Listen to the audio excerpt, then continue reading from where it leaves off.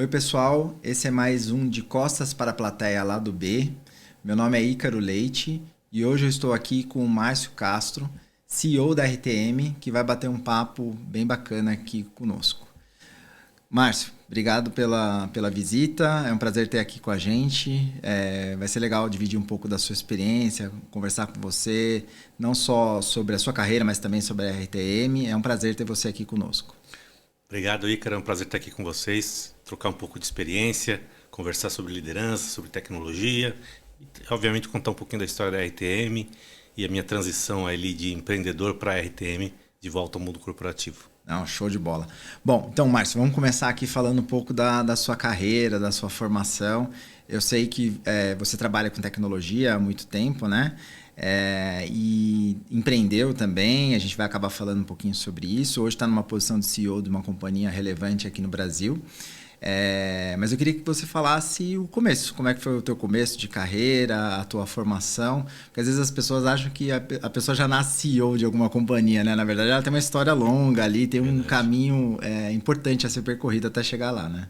Não, com certeza, Ícaro, vai ser bastante bacana compartilhar essa trajetória, né? Eu comecei a trabalhar muito cedo, né?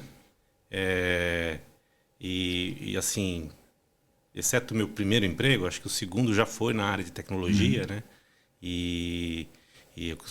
Um amigo meu, a gente costuma brincar, né? Que a gente é jovem há mais tempo, né? Então, assim, são muitas carreiras. Eu costumo contar a minha trajetória profissional a partir da IBM, né? Que foi ali nos idos de 93, né? Então, em 93, eu comecei a trabalhar como analista de suporte na IBM, né? Esse papel que eu tinha como analista de suporte era para atender os clientes da IBM por telefone e resolver os problemas que eles estavam tendo, né? Obviamente, eu atendia grandes clientes da IBM, né? A IBM, uma das maiores empresas de tecnologia do mundo, vários clientes importantes do Brasil, a maioria deles do mercado financeiro, né? E fui tendo uma boa atuação, né? Isso estamos no ano de 93, né? Então o tempo passa, fui crescendo dentro da IBM, né? Fui passando de um analista de suporte para trabalhar com atualizações de software nos clientes. Sobretudo upgrade. Tinha que sair da versão 1 para a versão 2. Eu era destacado aí para poder fazer essas atualizações, né? O próximo passo foi ali trabalhar também na parte mais de pré-vendas e comercial desses serviços de software. Né? Teve uma experiência também na parte de vendas, então? Teve. Porque acabava que, assim, para ganhar escala no negócio, tinha que vender mais, né? Claro. E aí, com isso, as minhas habilidades técnicas ali de comunicação também começaram a ser observadas e me colocaram também nesse time de pré-vendas, né? E aí a gente foi abordando aí os anos de 95, 96, 97. Já se falava de uma coisa que os jovens não têm pouca noção de que aconteceu, mas foi o famoso bug do milênio. É verdade. Né? Era a realidade ali que no ano 2000, né, ia ter um grande impacto. De fato, teria se não tivesse sido feito todas as ações que foram feitas, né? Mas eu comecei a trabalhar com projetos dessa natureza. O que eu fazia, que era atualizar software, precisou ser muito mais necessário, porque precisava atualizar o software para o bug do milênio. Né? Então, eu comecei a me engajar nesses projetos. Desses projetos, a gente começou também a fazer testes de ano 2000. Né? Então, esses testes são fabulosos, né? Porque começou a se desenvolver a disciplina de qualidade de software no Brasil. A partir dessa experiência e a partir, sobretudo, da necessidade do bug do milênio. Né? Então, eu me tornei na IBM Brasil o principal de teste de software na IBM, né? Então, foi uma evolução importante da carreira, né? E a gente fazia teste de máquina do tempo, né? Ou seja, mexia nos computadores ali, colocava a data no ano 2000, né? Não era só a data do ano 2000, né? Porque 2000 também era um ano bissexto, né? Então, tinha esse negócio. Tinha outras datas chaves que você precisava testar, né? Então, toda essa parte de teste de máquina do tempo, enfim, a gente começou a fazer e isso era colado ali com os projetos de atualização. E a gente precisava atualizar software do cliente também, sobretudo em COBOL, né? Então tinha software ali que precisava ser atualizado. A gente começou a engajar nesse tipo de trabalho também, né? E aí eu comecei a prestar muito serviço, esse tipo de serviço para o mercado financeiro, e um dos clientes foi a BMF. Legal. Aí a BMF contratou meu serviço e contratou recorrentemente. BMF, só para quem não sabe, é a Bolsa de Mercadorias e Futuros aqui do Brasil, né? A antiga Bolsa de Mercadorias e Futuros. Né? Exatamente, que depois passou por vários processos de fusão e hoje é B3. Isso. Né? Então foi Então em 98 eu recebi o convite para ingressar na BMF para um projeto, né? E aí é curioso, né? Eu trabalhava numa empresa multinacional, obviamente eu usava muito inglês, né? Eu também tinha, por conta própria, estudado inglês durante uns 6 anos, né?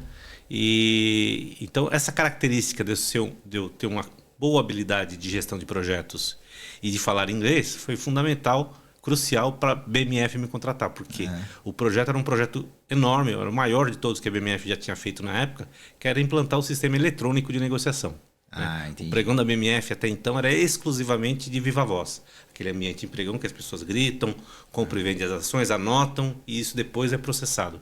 Mas a negociação em si era manual, né? Através da gritaria, o chamado pregão de viva voz. Isso já era no começo dos anos 2000? Não, isso era 99. 99. Tá. E aí engajamos no projeto, né? Foi um projeto bastante bem sucedido, né? Curiosamente ele foi bem sucedido às vezes muito mais pela questão de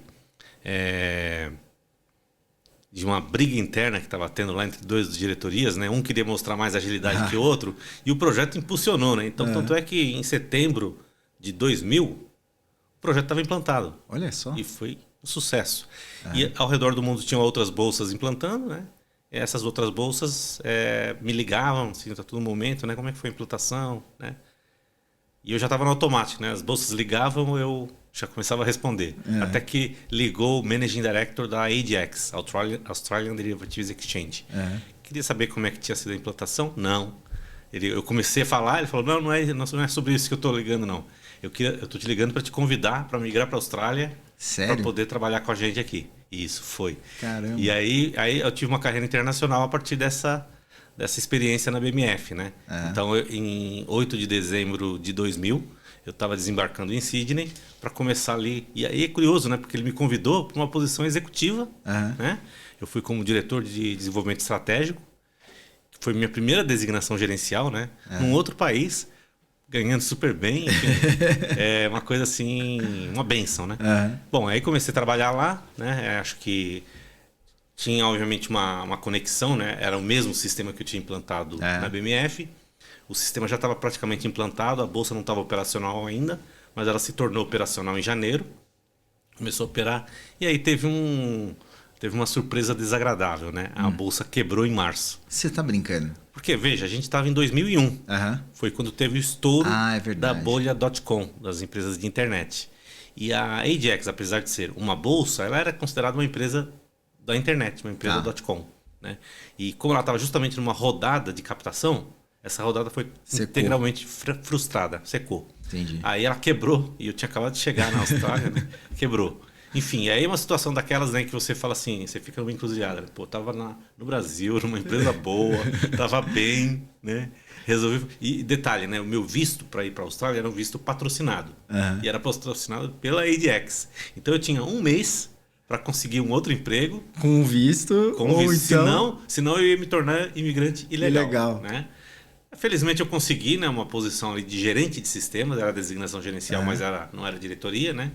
E era uma empresa super tradicional, da indústria de construção, né? E me deu um pouco ali de frustração porque eu tinha saído do mercado financeiro, de tecnologia para o mercado financeiro, né? Que você vai ver que sempre foi uma marca minha, tecnologia para o mercado financeiro. Bom, conclusão. Em 5 meses eu consegui uma outra posição como diretor de serviços profissionais na Sangard, que hoje em dia é FIS, FIS, que é uma gigante de software mundial, né? E que tinha ali basicamente 2 sistemas que a gente implantava ali na região da Austrália como um todo, né? E da região asiática como um todo, né? Que era um sistema de back-office, né? De operações financeiras e um sistema de risco. Né? Então, o meu papel ali como diretor de serviços profissionais era coordenar um grupo de consultores que saía a campo implantando esses sistemas em instituições financeiras e em instituições não financeiras. Esse é um detalhe importante. Instituições não financeiras, né, a gente pensa que não tem nada financeiro, mas certas empresas, pelo tamanho, a tesouraria dessa empresa ela é tão ou mais sofisticada que uma tesouraria de um banco. né? E se não for bem administrada, quebra também. Quebra a gente também. já viu vários casos tivemos assim. exemplos, Né? exatamente. Exato. Então, esses sistemas tinham essa finalidade, né? Bom, conclusão. Desenvolvi minha carreira lá por 2 anos, né? Foi o tempo que eu permaneci na Austrália. Por decisão pessoal, voltamos, né? Porque meu filho nasceu na Austrália, ninguém conhecia no Brasil. Meu pai estava doente há muito tempo, né? Aí voltei para o Brasil. Voltei em 2003, né? Tá. 2003, então eu passei a trabalhar como consultor no Bank Boston, na mesma área, sistemas de back-office para tesouraria de bancos, né? Caso do Bank Boston. E aí comecei a desenvolver meu trabalho lá. Curiosamente, trabalhava para o Carlos Rato, que você deve conhecer, né? Conheço. Ele era de produtos e eu era o cara da tecnologia que desenvolvia os produtos ali que ele desenhava, né? Também foi um momento feliz ali, porque a gente conseguiu avançar bem ali com os produtos, sobretudo de derivativos, né? Que ele tinha ideia e colocava ali para a equipe desenvolver. Quando chegou mais ou menos ali no final de meados de 2003, a BMF me procurou. A BMF estava montando um banco, né? Tá. Aí ela falou: Márcio, você já trabalhou aqui, né? A gente te conhece e a gente está montando um banco, né? Um banco com finalidade específica que existe até hoje, é o Banco B3, né? Aí eu disse: mas gente, eu só trabalho com sistemas de tesouraria para banco, não é uma coisa muito ampla, não. O banco tem muito mais outros sistemas, né? Aí falou: olha, o que você sabe é mais do que a gente sabe, então vem para cá. Aí eu retornei, né? Costumo dizer que foi o meu segundo retorno na Bolsa, né? Aí voltei para lá, fizemos o projeto do Banco BMF, hoje Banco B3, né? Os sistemas que eu tinha antes, que eu tinha implantado, que era o sistema de negociação eletrônica, voltou para mim, minha carreira começou a crescer ali. Foi um momento que a BMF também estava desmutualizando, né? Aí veio um investidor privado, que foi a General Atlantic. Enfim, foi um momento também de uma ascensão da minha carreira muito grande, né? Porque quando eu trabalhei na BMF na primeira vez, foi como gerente de projeto. Né? Já na segunda vez, eu entrei como coordenador de sistemas. Uma designação gerencial, primeira designação gerencial, né? Mas ali, ao longo do tempo, e com essa característica ali de desmutualização, né? Desmutualização, a BMF era uma empresa... Era uma associação sem fins. Era uma associação sem fins lucrativos, onde os sócios eram as corretoras. Sim. E isso acabou, foi desmutualizado, se tornou uma empresa privada.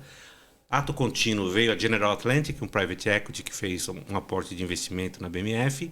E o próximo passo, consequentemente, foi o IPO, né? E então, com tudo isso acontecendo, minha carreira ela cresceu rapidamente nesse período, né? O IPO foi em 2007, né? Eu tenho até muita felicidade de dizer que a história do IPO, né? Ela foi muito baseada em projetos que eu estava tocando. Qual que era a história do IPO, né? A história do IPO era o seguinte: olha, implantamos a negociação eletrônica, só que essa plataforma não é brasileira, é francesa. Tá. Naquela época, a bolsa francesa tinha sido comprada pela Bolsa de Nova York, né? Que é até hoje, né, natural concorrente da B3, né? Já que as empresas já que disputamos as mesmas empresas para ser listadas, né? No âmbito internacional, né? Exatamente. Então, não queremos usar software do concorrente. Então, o mote do IPO foi a construção da nova plataforma de negociação da BMF, construída pela BMF, com um time próprio, né? E eu estava liderando esse projeto, e que, simultaneamente, esse projeto ia abrir a Bolsa Brasileira. E aí... Duas palavrinhas, duas siglas importantíssimas. DMA, né, o Direct Market Access, e o HFT, o High Frequency Trading. Sim. Eles estavam no mote, no bojo dessa implantação dessa nova plataforma. Só te interrompendo, explica um pouquinho melhor o que é cada um, porque acho que vale a pena, que é um tema super interessante. O DMA, né, o acesso direto ao mercado, ele é viabilizado pela tecnologia, né, por protocolos de comunicação que permitam você enviar uma oferta, acompanhar o status dessa oferta e fechar negócios eletronicamente por mensageria. Quando você faz isso, é como se você saísse daquela necessidade de você ter uma pessoa em frente ao terminal mandando ordens de compra e venda, e você pode entrar com algoritmos, uma programação que vai saber quando enviar ordens de compra ou venda. Então, o DMA tem essa característica porque ele automatiza esse processo e dá esse acesso direto. Esse acesso direto, no caso do mercado brasileiro, sempre patrocinado por um broker, mas não necessariamente passando pela infraestrutura do broker, porque a velocidade é importante, né? Então, essa é a característica do DMA, né? E o DMA acaba viabilizando também o HFT, que é a mesma coisa, uma negociação algorítmica, porém em alta frequência. Ou seja, são estratégias de negociação que são baseadas no tempo. Quanto mais rápido a decisão, melhor vai ser o negócio. Oportunidade, né? Exatamente. Então, essa implantação foi bem... O HFT, por exemplo, derivou um produto da B3, que é o Colocation, Sim. que é você vender espaço dentro do data center pelo simples motivo de estar mais perto do matching engine, mais perto do sistema de negociação e, portanto, fechar negócios Isso é um negócio inacreditável, né? O fato de... E aí, assim, eu vou usar um termo que talvez não seja tecnicamente mais adequado, mas é o fato de um servidor estar mais próximo do outro fisicamente. Sim. Permite você gerar melhores oportunidades de negócio, né? Com certeza, é uma coisa... E vira a corrida para o zero, né? Mas quem tem a melhor estratégia, a estratégia que opera mais rapidamente... Enfim, é uma ciência por si só, hoje em dia, né? É interessante. Eu vou até acelerar aqui, cara, porque eu tô não, no metade do caminho, né? Não, mas, assim, tá super interessante. Aí o IPO foi um sucesso. No momento seguinte, eu fui promovido a CIO da BMF, mas logo em maio de 2008 teve a fusão da BMF com a Bovespa, criando a BMF Bovespa. Que a Bovespa era a Bolsa de Valores de São Paulo. Né? Isso, exatamente. A BMF, a Bolsa de Futuros, eles se juntaram, né? E se tornou aí uma powerhouse, a BMF Bovespa. Então, nesse processo, com o tempo, obviamente, ficou uma empresa muito maior, teve reorganizações, e eu acabei me decidindo por sair da Bolsa e fui trabalhar na Redcar, que é, hoje em dia, a Rede é um grande adquirente no mundo de pagamentos aqui no Brasil. Minha função ali era ser o CIO, né, responsável pela tecnologia, e foi um momento ali também de usar meu conhecimento, sobretudo aí de sistemas de missão crítica, sistemas de alta performance, numa outra indústria, a indústria de pagamentos. Sim. Ainda mercado financeiro, mas outra indústria. Essa experiência durou pouco porque a General Atlantic, que tinha sido private equity da BMF lá atrás, tinha feito um investimento na XP Investimentos. Tá. Né? E aí eles estavam lá, aí eles insistiram para que eu fosse para a XP. Né? Então fui trabalhar na XP. Isso, então, estamos no ano de 2013. Tá. Né? 2013, então, na XP, eu também tinha uma função ali de CIO. Meu papel era de consolidação do shopping center de investimentos da XP, que depois virou inspiracional para todos os outros mercados. Né? Então, assim, realmente, numa única plataforma ali, você conseguir uma variedade ali de instrumentos financeiros que possam agregar ali ao teu portfólio, a tua carteira e você investir. Sem a necessidade de você criar várias contas em corretores corretoras distintas e tal. Isso. Então, sempre foi interessante essa tecnologia, porque tem a tecnologia do que é o portal que você entrega para o cliente, né? Mas como a XP também tinha um modelo de distribuição super baseado nos agentes autônomos de investimento, tinha um outro sistema, que era uma espécie de uma extranet desses assessores, né, que permitia ali o assessor fazer o dia a dia dele. Que pode parecer poderia se perceber assim, algo muito idêntico ao que é entregue para o cliente, mas não é. Porque lá ele tem preocupações com as comissões que ele está ganhando. Né? É o back-office dele. Isso, exatamente.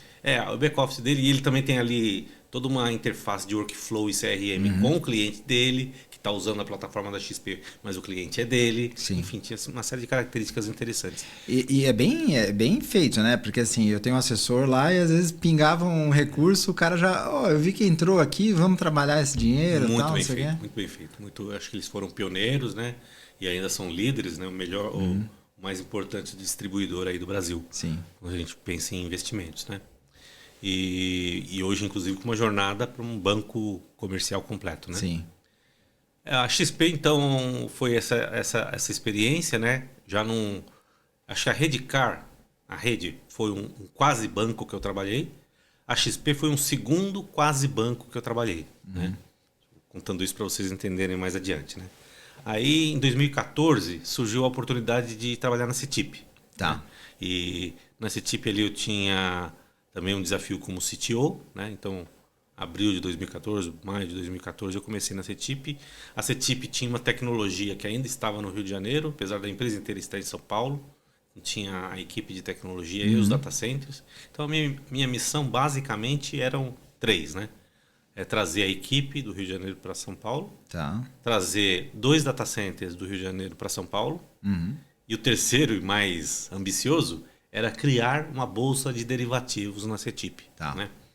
que obviamente, né, iria concorrer de frente com a BMF Bovespa.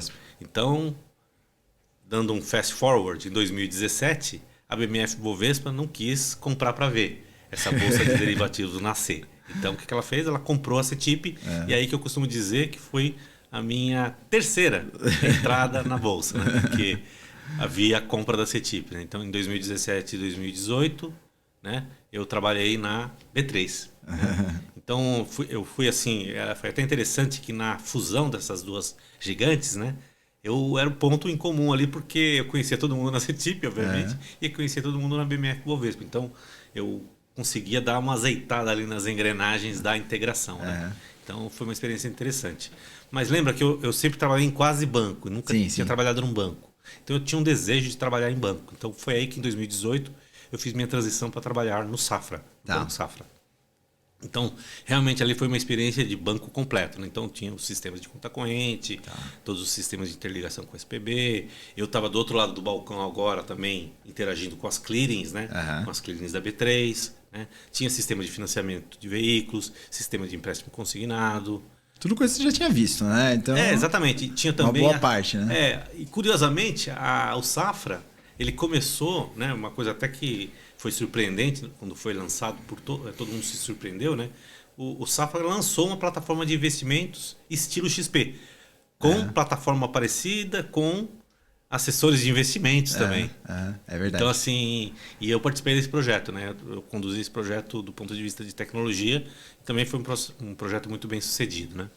Bom, aí a gente começa a história da pandemia, né? Também das fusões familiares no Grupo Safra, né? De modo que em 2020, né? Em julho de 2020, a gente terminou esse relacionamento em comum acordo, né? E foi em outubro, eu fiquei em Garden Livre até outubro de 2020, né? Em outubro de 2020, aí eu entrei no modo empreendedor, né? Que essa é a parte que você não tinha testado a água não tinha até então, testada, né? Exatamente. Bom, não podia ser diferente, tinha que ser tecnologia voltada para o mercado financeiro, e foi aí que nasceu a Lina OpenX, né? Sim. Que eu e meus sócios tivemos o orgulho aí de fundar. Né? Eu trouxe o Alan aqui, ele já conversou com a gente, e ele contou um pouquinho da história do lado dele, mas eu quero saber do seu lado Tá aqui. certo. Não, tá ótimo, vou contar. Então, a gente, desde 2019, a gente conversava, né, sobre essa ideia de construir uma empresa, né, que atuasse em pagamentos e em demais coisas do mercado financeiro numa base tecnológica diferente, né? Uma base tecnológica mais moderna, mais atual. Né? Então esse era o mote da empresa, né? A gente começou fazendo algumas experiências em pagamentos, não deu certo, né? E a gente então, quando estamos ali no final de 2019, já começa um movimento no Brasil do Banco Central. O Banco Central teve sempre 3 pilares ali muito muito firmes, né? Que era o pagamentos instantâneos, Sim. Open Finance e o Drex, que é o real digital, a CBDC, né? A moeda soberana digital, que no caso aqui no Brasil ganhou o nome de Drex. Então, esses 3 pilares estavam muito claros e visíveis na estratégia do Banco Central, né? E aí já se começava a falar no final de 2019 sobre o Open Finance. E a gente começou a mergulhar nesse tema, né? Estudar, pegar as referências internacionais, né? Principalmente em Inglaterra. De modo que em 2020, né, quando a gente efetivamente funda a empresa, a gente já tinha o projeto do Open Finance em desenvolvimento, já era passado um ano, né, final de 2019, final de 2020, já estava mais maduro, já tinha sido lançado, né, pelo Banco Central o Open Banking na época, e isso tinha ali um calendário, né, tinha um cronograma, de modo que em 2021, logo nos primeiros meses, a gente vendeu as nossas primeiras licenças de Open Banking, né? E isso então começou a impulsionar o nosso desenvolvimento continuado aí das funcionalidades em torno do Open Banking, mas para o final do ano, mesmo em 2020, né? 21, na verdade, o Banco Central já estava expandindo o Open Banking para o Open Finance, né? E a gente sempre ali no topo das atualizações, sempre que tinha ali alguma atualização a gente desenvolvia, né? Em torno da nossa solução de Open Finance. Né? Então, 21, aí a gente entra em 2022, né? 2022 foi um ano que, quando a gente fala de Open, tem sempre dois lados, né? Tem o lado de você contribuir com o dado e tem o lado de você consumir o dado. Sim. Né? 2022 foi o ano da gente construir o consumo de dados, que é onde está o valor agregado. Você consome o dado, o valor agregado está ali. Né? A contribuição do dado, cá entre nós, né? Ninguém contribui com dado espontaneamente. É claro. É onde o Open tem o lado regulatório. Sem esse lado regulatório, o Open não funciona. Né?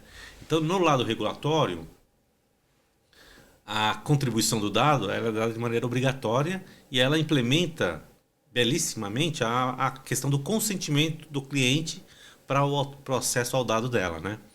E a instituição que tem esse dado, ela tem que abrir as portas por força regulatória. Né? E, obviamente, que as empresas que são obrigatórias a contribuir com dados, elas também querem ganhar. Já que eu tenho que fazer isso, então deixa eu também ganhar no consumo de dados. Claro. Então, no ano de 2022, a gente desenvolveu bastante o módulo de consumo de dados. Né? Só que o Open Finance ele tem uma complexidade, né, de implantação, tem uma complexidade de entendimento. Né? Os próprios organismos do Open no Brasil têm trabalhado para diminuir essa fricção, né? Mas ainda há uma fricção. Então, assim, não foi uma coisa que aconteceu... em termos de resultado para a empresa, muito profundamente. Né? No entanto, para nossa alegria, né, a gente viu que outro regulador na área de seguros também deu passos em direção a um outro Open, que é o Open Insurance. Né? E aí o que a gente fez foi tombar a nossa solução para também resolver o problema na indústria de seguros. Né?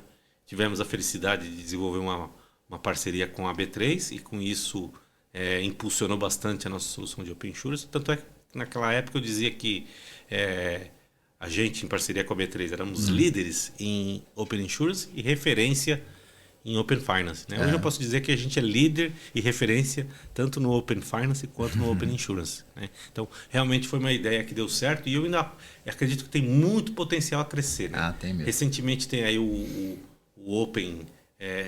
Open Finance expandindo a sua atuação, né? Mais instituições vão poder usufruir do Open Finance. Na ponta da contribuição, mais instituições serão obrigadas a contribuir com dados, o que é bom para a ponta que consome. Né? Mas, enfim, então é uma jornada interessante, né? Porque eu acho que o Open ele coloca o dono do dado no centro da decisão do que ele vai fazer com esse dado. Tá? Mas ele tem uma coisa, para quem é de tecnologia, assim, sensacional. Que ela induz, por regulação, a uma transformação digital nas instituições. Concordo. Né? Tem instituições que a gente viu, tanto no mundo de bancos quanto no mundo de seguradoras, que os sistemas não estavam preparados para conseguir integrar com APIs. Né? Por exemplo, que eu costumo dizer que o mundo open ele é 70% segurança da informação, Sim.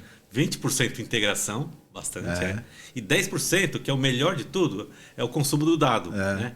O que mais interessa é o consumo do dado, mas ele é só 10% da complexidade.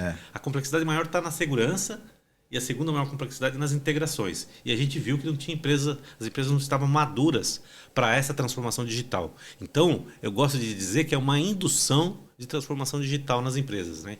E a gente está agora também, né, até depois dessa nossa gravação, Ícaro, eu vou ter uma conversa sobre Open Energy. Né? Que é outra indústria também que eu acho que, além de ter os benefícios do Open, é uma indústria também que o Open vai provocar uma transformação digital nessa indústria. Esse tema eu acho interessantíssimo, até porque, assim, por exemplo, para o consumidor final, não só a possibilidade dele ter a melhor tarifa para poder trabalhar, ele vai poder saber a origem daquela energia elétrica. Exatamente. Né? Isso é muito escolher. legal. Exatamente. Não, isso é muito interessante e é assim, disruptivo, né? Sim. Verdade. E muito em linha aí com os objetivos que se tem mundiais, né? Que obviamente há vários obstáculos na nossa transição energética. Exato. Né? Exato. Mas então estamos em 2022, né? 2022, então, um ano espetacular para a Lina, né? Também conduzindo aí 2022, salvo engano, foi o ano da primeira captação externa da Lina, né? E então estamos na transição de 22 para 23. A minha conclusão é que a Lina já andava sozinha. Tá. Né? Então, enquanto empreendedor, eu já estava ali com a minha satisfação de ver essa companhia andando bem. Né? E aí eu eu estabeleci como meta própria para o ano de 2023 eu avançar na minha carreira, né? Em posições aí executivas mais altas, né? Tá. E em 2023, então, eu tive a felicidade de me tornar o CEO da BBCE, a Bolsa Brasileira de Comercialização de Energia, né? Balcão Brasileiro de Comercialização de Energia. Então, nesse processo, então, eu passei a entrar numa nova indústria, né? Obviamente também muito baseado em tecnologia, né? Com seu sistema de negociação, seu sistema de relato de reportes, né?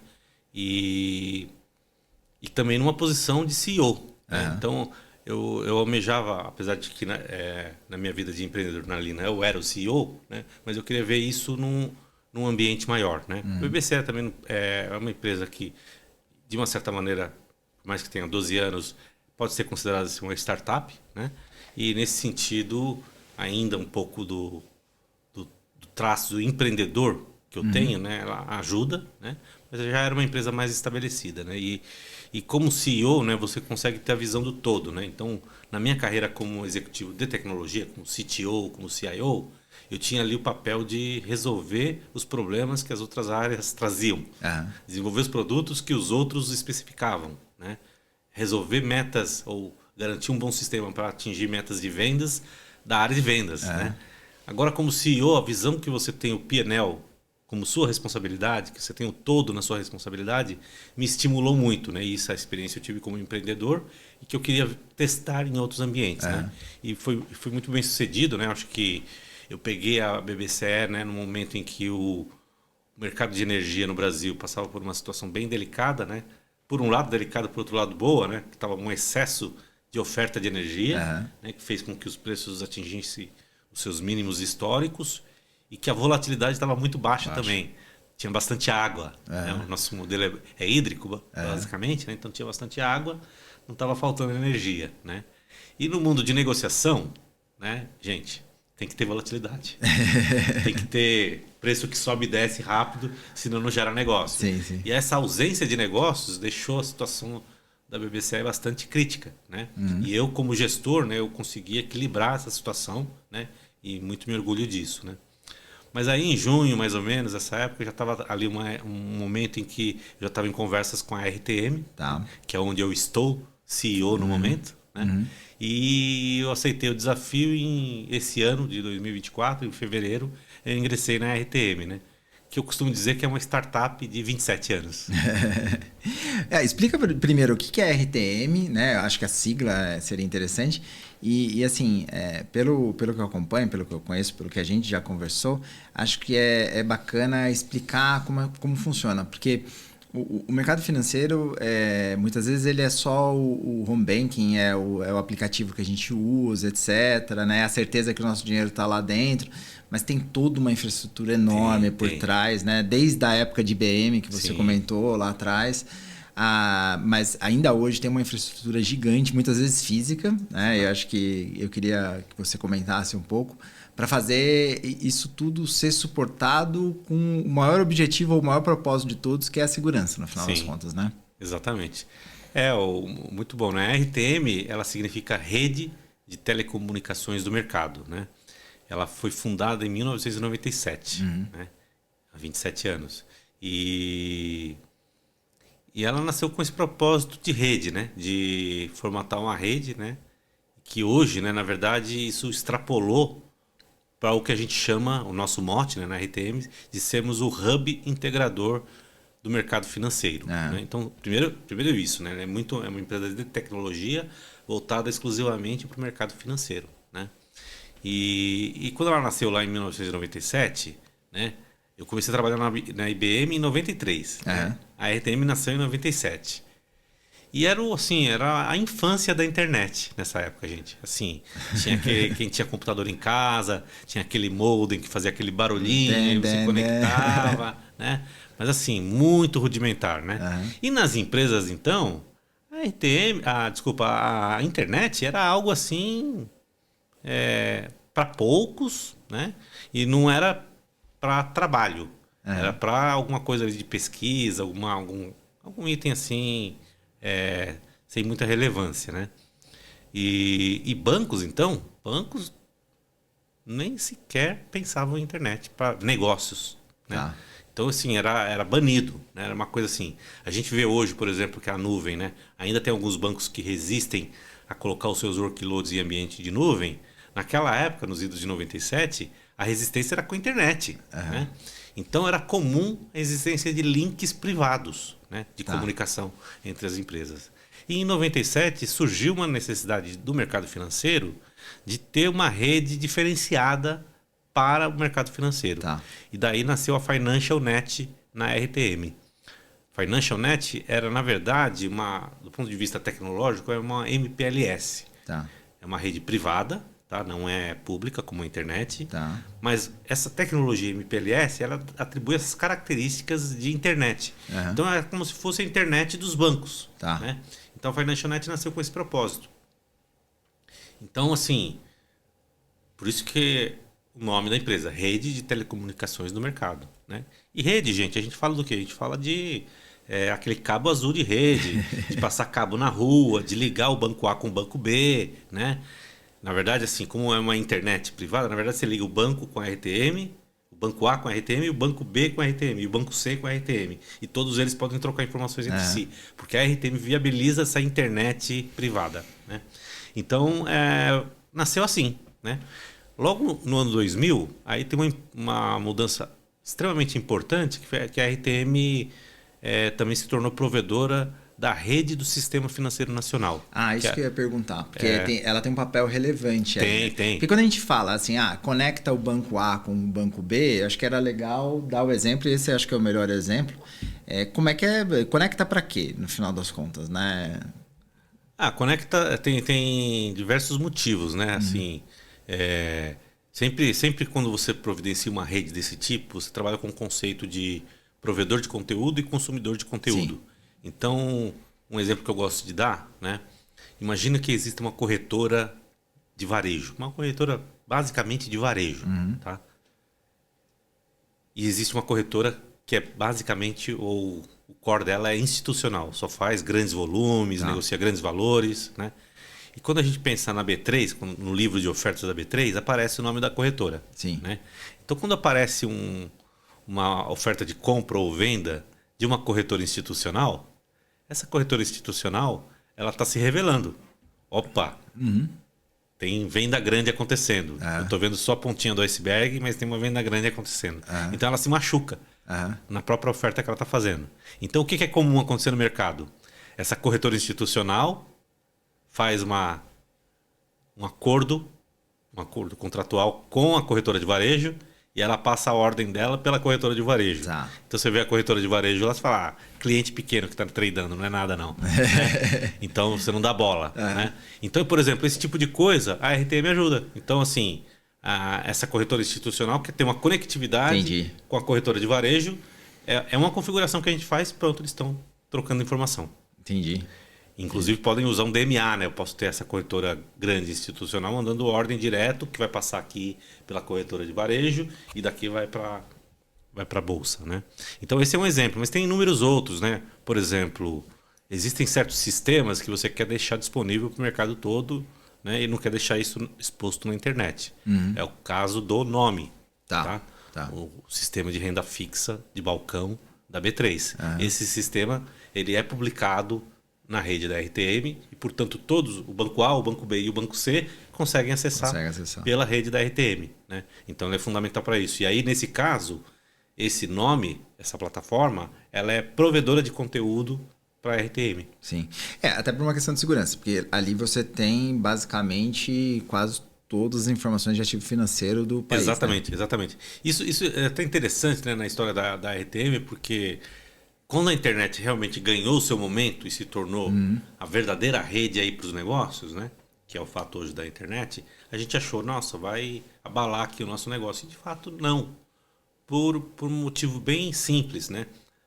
No lado cyber, no lado de segurança cibernética, não para de crescer as ameaças. É uma coisa assim, é muito, até devastador pensar, né? Nos perigos que cada vez se amontou em torno disso. E quando você tem uma rede privada, a sua superfície de ataque ela diminui drasticamente. Né? Então, o aspecto de segurança é bem fundamental aqui. Né? Eu até lembro que uma vez eu estava conversando com uma pessoa que era especialista em ataque cibernético, etc.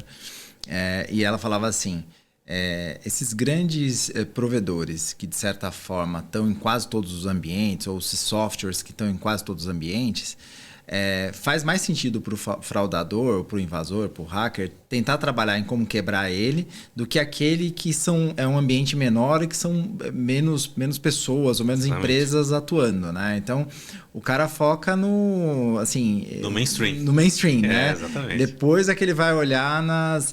E assim, quando eu ouvi isso, a pessoa estava fazendo uma comparação, por exemplo, entre sistemas Windows e aquilo que era desenvolvido pela Apple, né? A Apple, pelo menos na parte de computadores, tem um volume menor, com sistemas próprios, sim, etc. Então, o pessoal falava... Um sistema fechado, né? A própria Apple Store é um troço fechado ali, né? Que tem uma série, sim, de regras de segurança para você poder desenvolver softwares para colocar ali naquele marketplace. Então você acaba... Não, vamos focar na Microsoft aqui, porque é mais aberto, está mais conectado, etc. Se um dia a gente esgotar todos os ataques, sim, do lado de cá, a gente vai focar em novos ataques do outro lado, né?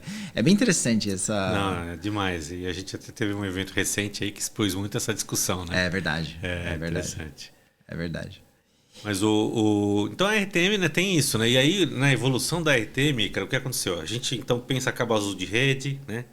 Fibra ótica, sim, né? Tudo isso passa por data center, né? Então, na nossa evolução foi quase natural, a partir das redes, né? Tanto a Financial Net quanto a rede do SPB, foi natural a gente começar a oferecer serviço de data center. Tá. Hosting, colocation, né? Por quê? Porque certas instituições preferem, né? A gente falou lá atrás sobre o high frequency trading, né? Que está dentro do data center para máxima velocidade, né? E a gente também começou a notar isso não no trading, mas no próprio pós-trading, que as empresas querem estar próximas da rede. Uhum. Por quê? Porque diminui risco. Sim. Né? Porque imagina que você está longe, você vai ter um cabo que vai passar pela rua, que pode ser rompido, né? Quando você já está dentro do data center, você mitiga esse risco. Então, a nossa oferta de data center, ela tem essa vantagem de quem está lá dentro já está conectado com a Financial Net, já está conectado com a SPB dentro do próprio data center. Você estava falando do SPB. O SPB foi um momento importante também para o desenvolvimento da companhia, né? Foi sim. Foi lá nos idos de 2000. O SPB, aí você pode só dar um highlight do que ele é aqui, porque o SPB foi algo que foi construído há uns 20 e poucos anos atrás, extremamente relevante, jogou o Brasil no limite daquilo que havia de mais moderno em termos de transação, de pagamento, transferência de recursos, né? E depois agora a gente atingiu de novo esse limite com o Pix, né? Mas o próprio SPB ele já trouxe um benefício enorme, né? Então, colocou o Brasil assim, num patamar de grande inovação, né? Uhum. Eu acho que a rede ela é aquela infraestrutura oculta, né, que você comentou, né? É complexa, um emaranhado ali, né? E realmente tudo isso visando a conexão dos participantes com as clearings e com o Banco Central, né? O Banco Central tem ali um papel extremamente relevante nas contas de reserva, né? Nas contas de liquidação, né? E com tudo isso, diminuiu-se muito o risco da consecução de transações no Brasil, né? Foi nesse momento que surgiu a TED, né? Sim. A TED foi revolucionária porque era uma coisa assim que você transferia o dinheiro, não chega a ser instantânea, a TED ainda está disponível, né?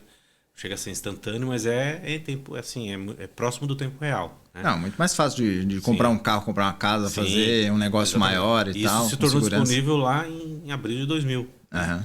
Então, realmente foi um divisor de águas, né? No aspecto de negociações em bolsa e em clearings também trouxe vários benefícios ali, porque junto com isso foram implantadas clearings, né? Que cursavam a liquidação das operações.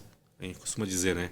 Quando você cursa uma liquidação em Central Bank Money, tá? Isso é muito mais robusto. Sim. Né? Sim. Então, qualquer liquidação que você faz fora de banco de Central Bank Money, né? Ela tem maiores riscos, né? Porque essa conta vai passar por uma outra conta, que o detentor dessa conta naquele exato momento pode quebrar, e se ele quebrar, pronto, aquele dinheiro está inacessível. Isso veio junto com regulação, tá? Teve uma regulação, acho que é 10.214, que é a lei do patrimônio de afetação. Sim. Né?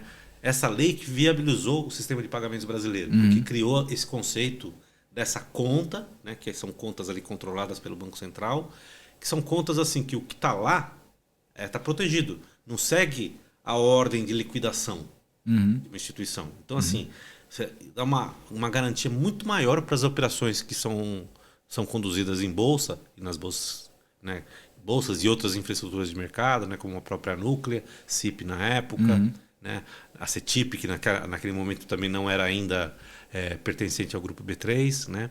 Enfim, a segurança que isso trouxe diminuiu muito o risco das operações e colocou realmente o Brasil, não só pela TED, mas por todo o demais, né, no topo ali do que seriam o cumprimento das regras da IOSCO, né, do BIS, né, em termos de melhores práticas em execução das operações financeiras. Show de bola.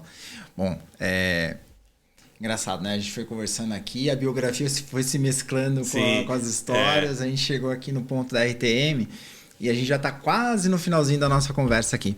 Mas eu queria que você falasse um pouquinho desses novos desafios que a RTM tem aí pela frente. E eu acompanhei, tenho acompanhado, né? Por óbvio, não só pela amizade, mas pelo interesse no setor. Eu vi que vocês estão trabalhando agora com blockchain, né? Exatamente. Eu queria que você explicasse um pouquinho para entender mais. Você está me devendo essa explicação, então agora é o momento, de pagar. De pagar. Não, nessa trajetória da RTM, né, foi quase natural dos serviços de data center, por exemplo, a gente ofereceu os serviços de nuvem. Tá. Né? Então a RTM tem a sua nuvem própria, que é a RTM Cloud Services, RCS. Uma vez implantada a RCS, que hoje é um produto de grandíssimo sucesso da RTM, não só pela sua competitividade de produto, né, mas também pela competitividade de preço, né, comparado com as nuvens públicas que estão por aí. A gente precisava dar um próximo passo. Né, e aí, dentro da nossa missão, né, que é viabilizar ou muitas vezes facilitar a vida do mercado financeiro, a gente começou a desenvolver softwares como serviço. Então a gente tem uma série de SaaS, né, na área de pagamentos, na área de câmbio, e nós somos um bureau Swift na América Latina. Somos o único bureau da Swift na América Latina. E na área de fundos. Né? Então todas essas áreas tinham ali um problema de integração, ou seja, como fazer a mesma informação estar disponível em tempo real para um conjunto ali de 4 a 5 players simultaneamente, né? Então a gente saiu da mediação do cabo azul de rede da fibra ótica e passamos para mediação na camada de software. Né? E daí, né, a gente, de novo, né, voltando aos 3 pilares ali estratégicos do Banco Central: pagamentos instantâneos, Open Finance e Drex. Tá? A gente começou a ver o movimento do Drex. Né? O Drex, por sua vez, a sua expectativa de lançamento habilitou, né, ou viabilizou, por uma certa maneira, vários projetos de tokenização. Né? Então a gente decidiu que nessa trajetória do nosso crescimento e do crescimento da nossa oferta, a gente tinha que ter ofertas nesse sentido. Então qual foi a nossa primeira oferta que foi lançada no início desse ano? Foi o Sandbox do Drex. O que é o Sandbox do Drex? O Drex, ele tem o seu piloto, que agora inclusive vai entrar numa nova fase, né? Mas ele não consegue comportar muitos participantes para poder participar do piloto. Então, na verdade, existe ali uma limitação. Então, o Sandbox do Drex que a gente lançou foi para poder oferecer a experiência do Drex completa para uma instituição grande, pequena ou média que queira estar on top of things, que está sabendo de tudo do Drex, seja preparada para o Drex, mas que não teve condições, por limitação aí do Banco Central, de participar do piloto. Tá? Então, a gente tem a plataforma, ela tem ali a plataforma Bezo, que é o mesmo blockchain usado pelo Drex. Temos todas as APIs, temos o ambiente de resposta, né, que simula as respostas para interações, e oferecemos isso para o cliente para ele poder se preparar, antecipar sua preparação para o Drex, uma vez que o Drex seja implantado. Interessantíssimo, hein? Com certeza. Então, assim, foi um produto que a gente lançou já no começo desse ano, né? E agora, no Febrabantec, né, em junho, a gente lançou o nosso segundo produto, que é o Enterprise Blockchain como serviço, justamente para apoiar os projetos de tokenização. Né? Em que sentido? A gente tem uma infraestrutura, né, que talvez eu possa explicar em duas grandes camadas, né? Eu tenho um Enterprise Blockchain como serviço, então você tem um projeto de tokenização, você vai usar a plataforma Corda, a gente viabiliza o Corda para você. Tá. Você tem um projeto, você vai usar a Bezo, a Hyperledger Bezo, a gente viabiliza o Bezo para você, independente de plataforma. É a gosto do freguês. Tá. E a segunda camada é a camada de hospedagem dos smart contracts. Tá. Né? Então, nesse sentido, a gente buscou um posicionamento que é o DNA da RTM. Nós nos posicionamos como Network Operator ou como Platform Enabler. Tá. Né? Eu não quero entrar na questão do que vai ser, o que esse token vai fazer, ou o que ele vai viabilizar. Se ele vai negociar isso é o meu imóvel, cliente que vai se não vai, o negócio não está com vocês. Não está comigo. Isso é o meu cliente que vai ver. Obviamente, eu possivelmente vou participar da governança da rede dele, mas como o cara da infraestrutura, o Infrastructure Guy. Que é a parte mais difícil, no final das contas. Na verdade, né? E eu costumo dizer que existe um dilema tostiniano aí, né? Porque tem muita gente que abandona projetos de blockchain porque não é fácil, é caro. É caro. Né? Você contratar um programador blockchain é caro. Construir o smart contract já é uma tecnologia mais palatável e tem mais disponibilidade no mercado, né? Então, portanto, não tão caro, né? Mas a parte mesmo do blockchain ela é cara. O licenciamento das plataformas é caro. Né? E, de novo, né? Lembra, a RTM ela viabiliza ou facilita a vida do mercado financeiro. Sim. Então, a gente colocando essa infraestrutura que, de uma certa maneira, usa recursos compartilhados, eu diminuo o custo, podendo dar uma chance maior para os projetos de tokenização. Tá. Né? Então, é esse o princípio. Né? Então, com isso, a gente está contribuindo aí para os projetos subsequentes ao Drex. E é curioso, né? Porque mesmo antes do Drex, a gente já tem aí tido demanda para trabalhar em projetos de tokenização como preparação ao Drex. Né? Porque tem muitos projetos de tokenização que querem uma moeda digital, mas uma moeda digital soberana. Tá? Então, o Drex é fundamental para esses business cases. Tá? Porém, tem gente que trabalha bem com a ideia de fazer isso com uma stablecoin que já esteja lançada. Né? Que, obviamente, não tem as mesmas vantagens do Drex, né? Porque você vai ter que ter o on-ramp, sim, né? sim. Porque você vai ter que esse real que você tem, você vai ter que transformar naquela stablecoin, mas tudo bem. Por momento, seria o melhor desenho. Sim, né? sim. Então, a gente já está tendo demanda dessa natureza e também aí com toda a preparação para o efetivo lançamento do Drex, que, na minha opinião, a hora que acontecer isso, os projetos de tokenização vão pipocar. Márcio, vou te falar, hein? Há uns anos atrás a gente conversou sobre Open Finance, eu falei, putz, tem um especialista na minha frente sobre o tema. Aí passou pouquíssimo tempo, agora já tem um especialista sobre blockchain na minha frente de novo, sobre outro tema. Cara, muito legal, assim, o que eu ia te pedir é, assim, deixar aí uma mensagem. Primeiro agradecer, né, obviamente, a sua participação aqui, super enriquecedora, pena que o nosso tempo é curtinho.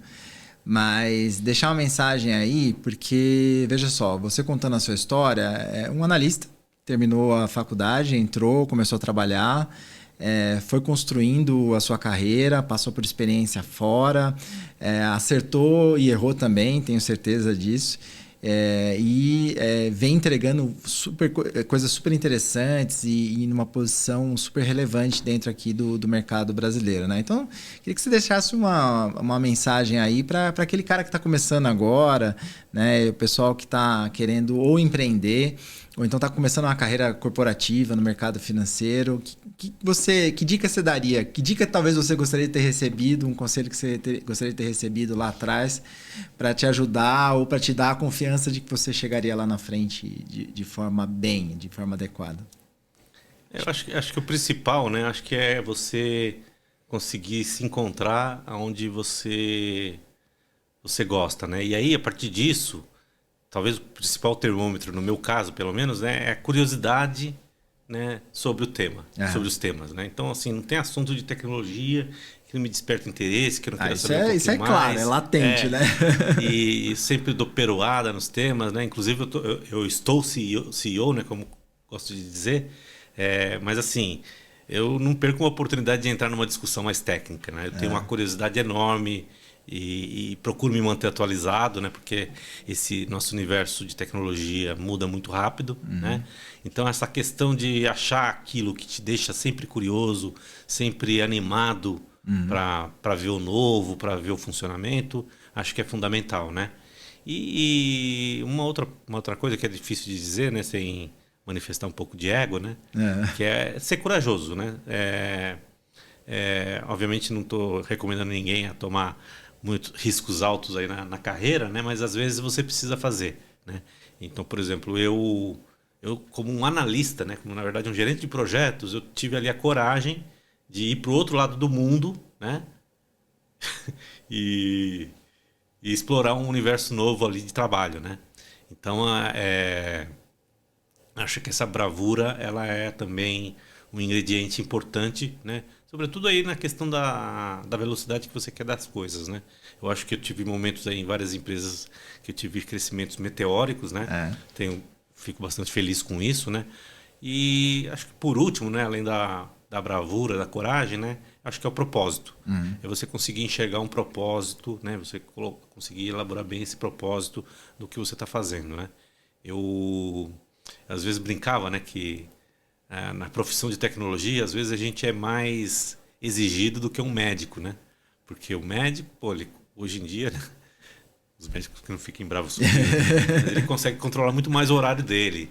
O meu telefone, se toca 3 da manhã, não tem como, tem jeito, que atender, né? E o pepino tem que ser resolvido, né? Então, eu acho que enxergar esse propósito é fundamental, né?